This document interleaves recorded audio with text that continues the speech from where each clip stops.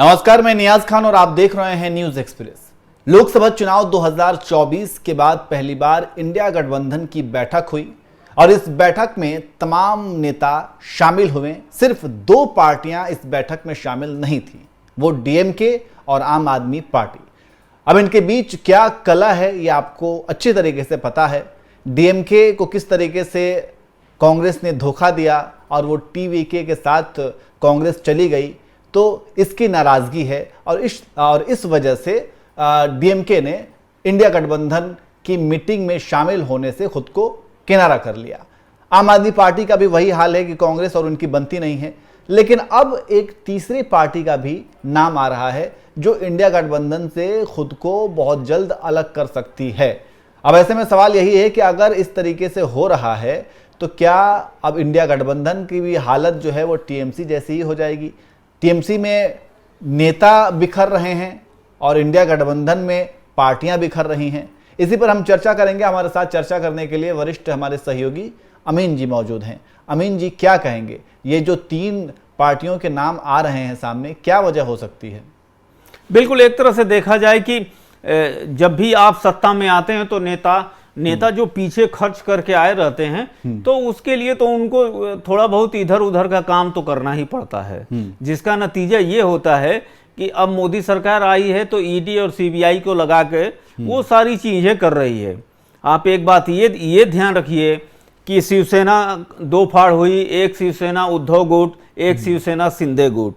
अजीत पवार की एनसीपी दो पार्ट हुई, एक शरद गुट, एक अजीत गुट, और मुझे लगता है कि वो खत्म हो गई। बिहार में आप देख लीजिए कि जो है नीतीश कुमार जदयू का क्या हाल है और सम्राट चौधरी मुख्यमंत्री हैं। इसी तरह पंजाब में अकाली दल की क्या हालत है। प्रकाश सिंह बादल पुराने दिग्गज नेता रहे हैं, लाल कृष्ण आडवाणी और उनके साथ उनका संबंध रहा, लेकिन उसके बाद से अकालियों का क्या हाल है अब ये सारी दुनिया देख रही है।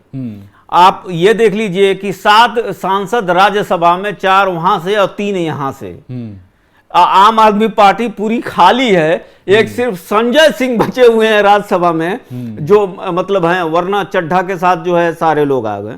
तो अब जो परसों एनडीए की जो बैठक हुई उसमें इसी बात पे बैठक हुई कि अपनी इज्जत कैसे बचाई जाए और कैसे सांसदों को ईडी और सीबीआई के जो उनके पुराने कारनामे हैं या जो गलत काम किए हैं जिसपे सीबीआई उनको प्रेशर बना रही है उसको कैसे देखा जाए। उसी सिलसिले में जो है कहा जा रहा है कि 7 जो है शिवसेना उद्धव गुट के सांसद जो है फिर से शिंदे गुट में जा सकते हैं। ये एक तरह से अफवाह भी हो सकती है और शिंदे गुट में जा सकते हैं। हाँ जी, यही पार्टी जो है शिवसेना जो है शिवसेना यूबीटी से टूटने वाली बात कही जा रही है। अच्छा। और उसी बात को लेके जो है ये चौंकाने वाली खबर जो आई है और उसी बात को ये देखा जा रहा है। तो इसी हिसाब से कहा जा रहा है कि एक और पार्टी जो है क्या कहते हैं कि शिवसेना उद्धव गुट फिर से टूटने वाली है और उसका नतीजा है। आपको याद होगा नियाज की इसी भी महाराष्ट्र विधानसभा चुनाव में, फिर उसके बाद से जो है नगर पालिका चुनाव में, इस समय मुंबई में 30 साल बाद जो है मुझे लगता है कि बीजेपी ने कब्जा किया और उसका अपना मेयर आया और इसी मेयर पद के लिए जो है बचाने के लिए जो है क्या कहते हैं कि उद्धव ठाकरे और क्या कहते हैं उनके भाई दोनों एक हुए थे, लेकिन वो सफलता नहीं मिल पाई। तो अब मुझे लग रहा है कि फिर अब एक तरह से जो है केंद्र सरकार या बीजेपी एक और रणनीति भिड़ा रही है कि कैसे एक और पटकनी दी जाए शिवसेना उद्धव गुट को। और वही दिल्ली में जो परसों एनडीए की बैठक हुई है उसमें उन्होंने मीडिया में जब संजय राउत से सवाल हुआ तो उन्होंने बताया कि ऐसी कोई बात नहीं, ये अफवाह है। लेकिन खबर जो है अंदर से यही आ रही है कि 7 उनके सांसद जो है जाने वाले हैं या बातचीत चल रही है और इसी को लेकर कहा जा रहा है कि एक और बड़ी पार्टी टूटने के कगार पर है और उसके 2 सांसद रह जाएंगे। ठीक है, लेकिन अमीन जी एक बात बताइए कि इंडिया गठबंधन जो हमेशा से ये दावा करते हैं कि वो सत्ता पक्ष के खिलाफ, केंद्र सरकार के खिलाफ एकजुट होकर के लड़ेंगे और 5 बिंदुओं पर सहमति भी बनी कि किन 5 बिंदुओं पर, किन 5 मुद्दों पर केंद्र सरकार को घेरना है। जो इंडिया गठबंधन की बैठक हुई थी इनमें 5 मुद्दों पर आम सहमति बनी थी कि इन पे ही केंद्र सरकार को घेरना है। उनमें से तो ज़्यादातर ऐसा लग रहा था कि वो सीजेपी पार्टी का ही मैनिफेस्टो है। सीजेपी ने जो मुद्दा उठाया था उसी को इन्होंने भी उठाया है। और दूसरी बात यह है कि अमीन जी, क्या लगता है आपको कि इंडिया गठबंधन में जो तमाम पार्टियां हैं, उन पार्टियों की अगर आइडियोलॉजिकल आइडेंटिटी की हम बात करें तो वो भी अलग अलग हैं। तो अगर आइडियोलॉजिकल आइडेंटिटी, आपकी आइडियोलॉजी ही अलग अलग है, तो आप एक प्लेटफॉर्म पर आकर के कैसे काम कर सकते हैं और कैसे जो है वो मतलब पूरा गठबंधन आगे बढ़ सकता है? एक तरह से देखिए कि जो आइडियोलॉजी की आप बात किए हैं, प्रधानमंत्री मोदी जब 2014 में प्रधानमंत्री बने तो प्रधानमंत्री की एक दिली इच्छा थी, उस वक्त से ही हल्ला चल रहा था कि पूर्व राष्ट्रपति जो है क्या कहते हैं कोविंद जी के निर्देशन में एक कमेटी बनी, उन्होंने अपनी रिपोर्ट सौंपी, वन नेशन वन इलेक्शन। तो मुझे लगता है कि प्रधानमंत्री का ये एक तरह से उसी वक्त से हल्ला चल रहा था कि जिस तरह से अमेरिका में 2 पार्टियां हैं, भारत में भी 2 पार्टियां हो जाएं, एक बीजेपी और एक जो है कांग्रेस, जैसे अमेरिका में रिपब्लिकन और डेमोक्रेट।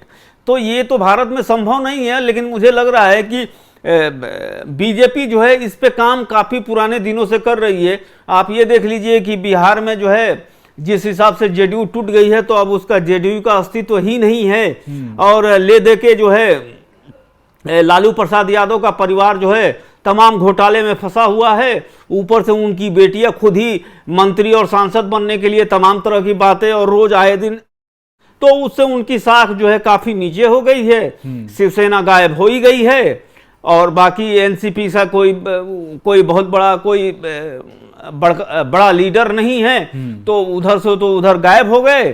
तमिलनाडु में थोड़ी बहुत बची हुई है, आम आदमी पार्टी का कोई अस्तित्व नहीं। तो उत्तर भारत में कम से कम जो है बीजेपी ने तो ये चीज क्लियर कर दी है कि अब जो है जो लड़ाई होगी वो कांग्रेस और बीजेपी के बीच में ही होगी। आप देख लीजिए मध्य प्रदेश में 2 ही पार्टियां हैं, राजस्थान में देख लीजिए 2 ही पार्टियां हैं, हरियाणा में देख लीजिए वही हाल है, पंजाब में थोड़ा बहुत जो है रस्साकसी आम आदमी पार्टी कांग्रेस चल रहा है। अब उसको भी बीजेपी जिस दिन ठान लेगी या प्रधानमंत्री मोदी या को चीजें हो जाएंगी तो वो चीज हो गया। बिहार में खत्म हो गई जेडीयू, क्योंकि नीतीश कुमार का अब वो राजनीतिक अस्तित्व नहीं रहा, वो चीजें जनता भी देख रही है, आप भी देख रहे हैं।